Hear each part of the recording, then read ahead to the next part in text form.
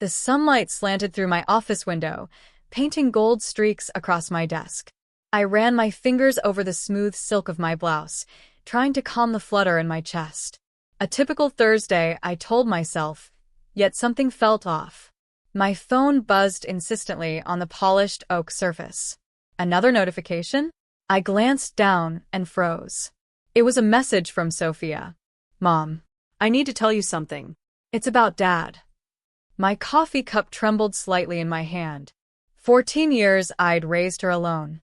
14 years of sleepless nights, missed birthdays, awkward PDA meetings, and quiet sacrifices no one noticed.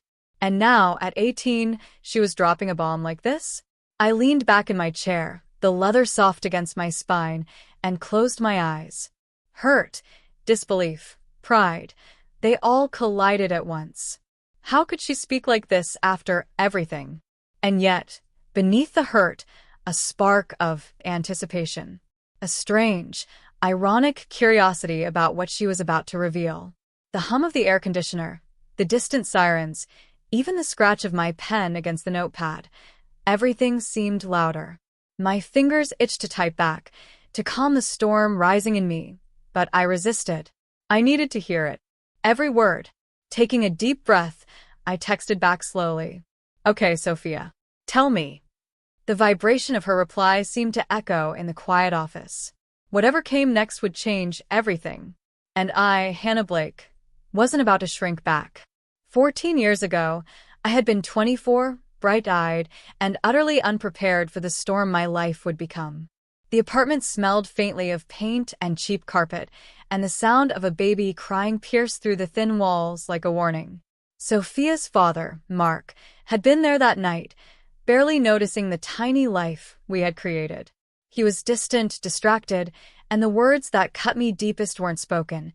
They were the silences, the dismissals, the way he looked at me as if I'd ruined his life.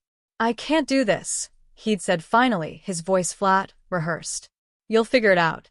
You always do." The lump in my throat tightened.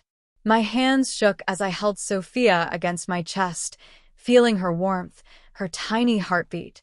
I wanted to scream, to beg him to stay, to fight for our little family, but something in his eyes told me that wasn't going to happen. He had already chosen his path, and it wasn't with us. I remember sitting on the worn couch that night, my grandmother's pendant clutched in my hand. It was small, gold, a family heirloom she had given me when I was 16. "Hannah," she had said, "you are stronger than you know.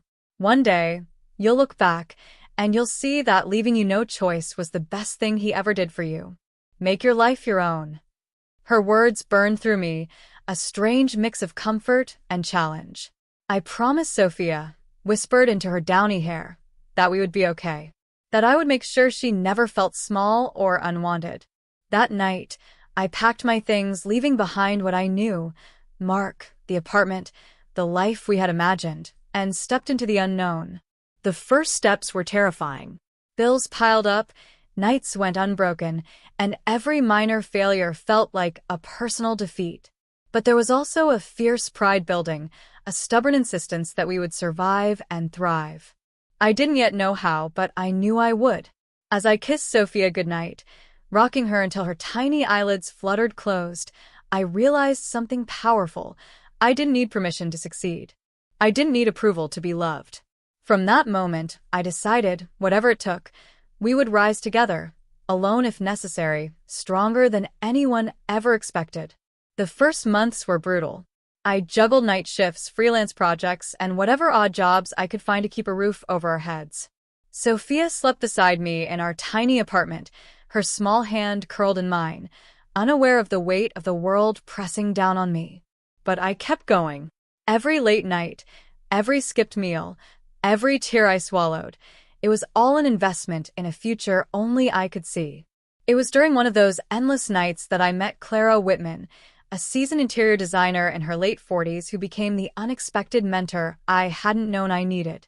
She noticed me sketching designs in a coffee shop one evening, watching how I fussed over tiny details, how my eyes lit up when a concept clicked. "You've got talent," she had said, leaning across the table. "But talent isn't enough. You need discipline, persistence, and a little audacity. I laughed nervously, unsure whether to believe her. But Clara didn't just give advice, she opened doors. She offered small freelance jobs, introduced me to clients, and taught me how to negotiate, how to price my work, how to stand my ground in a field dominated by men. Each contract was a small victory, a room redesigned here, a boutique storefront there. The checks were modest, but they were ours. Sophia learned to whisper, "We did it, Mom," whenever we reached another milestone, and my heart swelled with pride. I became a master of keeping my life compartmentalized. On social media, I posted polite, modest updates, a generic photo here, a casual brunch there. No one in our small circle of family or old friends needed to know the truth. I wanted my success to belong to me first, to be ours, Sophia and mine, before it became anyone else's talking point. There were nights when exhaustion crept in like fog, when self-doubt clawed at me, whispering that I wasn't enough. But each time, I reminded myself of my grandmother's words, "You are stronger than you know." I repeated them like a mantra, letting them steady my hands and my heart.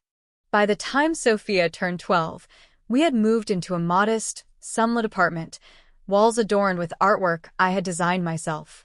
Our small victories accumulated. Our first client who recommended us to 10 more, our first profitable project, the first time Sophia proudly told a friend, "My mom does this for a living." Each milestone was a secret beacon of hope, a quiet declaration that we were thriving, even if the world didn't yet see it. Every late night of struggle, every sacrifice, every tear shed in silence, it was shaping me. And the truth was this: I wasn't just surviving. I was building a legacy, a life that no one could take away, a life that would, one day, speak louder than the whispers of doubt and judgment. I had rehearsed this moment 1,000 times in my mind. Sophia and her father, Mark, walking into my office expecting the frail, struggling woman they thought I still was. The woman they thought they had left behind 14 years ago. But today, they would meet someone entirely different. The door clicked open and there they were. Sophia, eyes wide with a mixture of curiosity and guilt, clutching a notebook like a shield. Mark, posture rigid, mouth tight, the years of absence etched into every line on his face. "Mom," Sophia's voice trembled. I gestured for them to sit, though I didn't sit myself. I let them take in the room first. Expensive art lined the walls, abstract pieces I had commissioned after a few successful projects. My desk gleamed with polished oak and brushed steel, papers neatly stacked but carefully curated to reflect a sense of power. A sleek architectural model stood in the corner, a project I had designed that had won me recognition in the city. Every detail spoke of achievement, discipline, and a life built from nothing. They absorbed it in silence, the tension in the air thick enough to cut. I let the silence stretch, letting them stew in it, before I spoke. "I imagine you expected something different," I said, my voice calm but firm. 14 years ago, I was left with two choices: sink or swim. Sophia, I chose to swim, and I brought you with me. Sophia's lips parted, no words coming. Mark shifted in his seat, unease flickering across his face. "I own my own design firm now," I continued, letting the words hang. "We've completed projects for top clients in the city. Our net worth is well beyond what you imagined, and we've done it all without anyone's help. Every late night, every sacrifice, every tear I shed, you weren't there to see it, but I built it anyway." Mark's jaw tightened, disbelief flashing in his eyes. "Hannah." I raised a hand, cutting him off gently but firmly. "No." "Let me finish." "I did not just survive," I said, stepping closer, voice growing stronger with every word. "I thrived. I created a life of independence, stability, and pride. And Sophia, I raised you to be strong, to be kind, to see the truth for yourself, not to hide it, not to let anyone diminish it. You've grown up thinking there were limits to what we could achieve. There weren't, and there aren't." Sophia's eyes welled up, and I could see the shame and awe colliding on her face.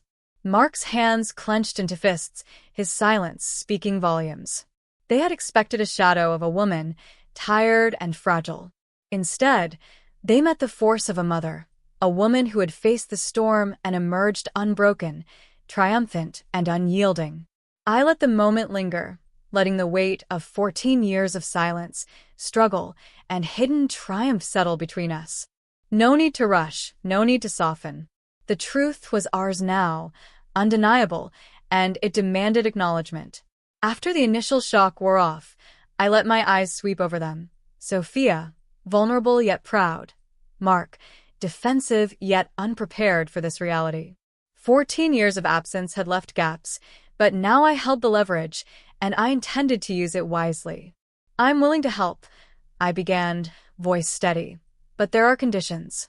Conditions for both of you. Conditions that ensure this family, if we choose to be one, grows stronger rather than repeating past mistakes." Mark stiffened, as if bracing for an argument, but I continued. "First, Mark, I expect honesty. Not just with me, but with yourself. The choices you made hurt us, and until you face them fully, there's no rebuilding trust. You must commit to being present, to respecting boundaries, and to acknowledging your past actions without excuses." Mark's jaw tightened, but he nodded slightly, a flicker of realization crossing his eyes. Turning to Sophia, I softened my tone, letting warmth temper the firmness. "Sophia, you're about to step into adulthood. You've been shielded from the full truth, and I understand why you acted the way you did. But now, it's time to take responsibility for your words and actions. I expect openness, respect for yourself and others, and a willingness to learn from this. I don't want a daughter who simply apologizes. I want one who understands, grows, and acts with integrity." I took a deep breath, letting the weight of my words settle. "And both of you need to abandon toxic habits, old resentments, blaming, self-pity. We have an opportunity to redefine ourselves, not to repeat the patterns that caused pain. We rise together, or not at all." Their eyes met mine, and I could see the subtle shift, the first glimmer of recognition that the past no longer controlled the present. They weren't just hearing my words, they were absorbing them, recalibrating what it meant to belong to this family now. I allowed a brief pause, letting the silence underscore the seriousness of my conditions. "I care about both of you," I said softly, almost whispering, "but I will not bend to old dynamics. Compassion does not mean compromise. Strength does not mean cruelty. We will rebuild, but only on new terms, terms that honor who we are today and who we aspire to become." For the first time in years, I felt a shift not just in them, but in myself, a quiet, powerful validation that my sacrifices had meaning beyond survival. I wasn't just a mother who raised a child alone. I was a woman who had fought, endured, and emerged capable of leading her family into a healthier, stronger future. Sophia's lips trembled as she finally nodded. Mark exhaled slowly, tension loosening. The power dynamics had changed, but not through domination, through clarity, conviction, and the undeniable proof that we had both survived and thrived. The weeks that followed felt almost surreal. Conversations became easier, less guarded, tinged with honesty rather than tension. Sophia began opening up in ways she hadn't before, sharing her dreams, asking for guidance, and slowly taking ownership of her own choices. I watched her walk to school with her head held high, seeing in her eyes the reflection of the woman I had fought so hard to become. Mark, too, began to shift. It wasn't instant, and it wasn't perfect, but he started showing up in small, meaningful ways. Dropping by to help with errands, offering support on minor decisions, even acknowledging the years he had lost. There was still pain and guilt, yes, but now there was also growth. A cautious respect formed, one that wasn't demanded, it was earned. And through it all, I kept the pendant my grandmother had given me close. It hung over my desk, catching the light every morning, a daily reminder that strength often starts small, with a single, deliberate choice. I had chosen to rise, to build, to love fiercely despite disappointment. And now, I could see the ripples of that choice shaping the lives around me. I paused one evening, watching Sophia sketch designs of her own in the sunlit apartment, and a smile tugged at my lips. 14 years of struggle had not been wasted. Every tear, every sleepless night, every moment of doubt had led us here, to resilience, to clarity, to empowerment. And in that quiet, filled with the hum of our life and the distant city sounds, I realized something essential. Independence and love were not mutually exclusive. They were intertwined. You could be strong and compassionate, proud and gentle, powerful yet patient. I traced the pendant again, feeling its familiar weight. "We did it," I whispered, not to anyone in particular, but to myself, to Sophia, to the life we had built. We made it our own. That day, I understood fully what my grandmother had meant all those years ago. Strength isn't about never falling. It's about rising, again and again, with grace, courage, and unwavering belief in yourself. And as the sunlight streamed across our living room, I felt it, the undeniable truth of who I had become, a woman unbroken, a mother unwavering, and a life fully, beautifully hers. We rise, we endure, we triumph, and nothing can take that away.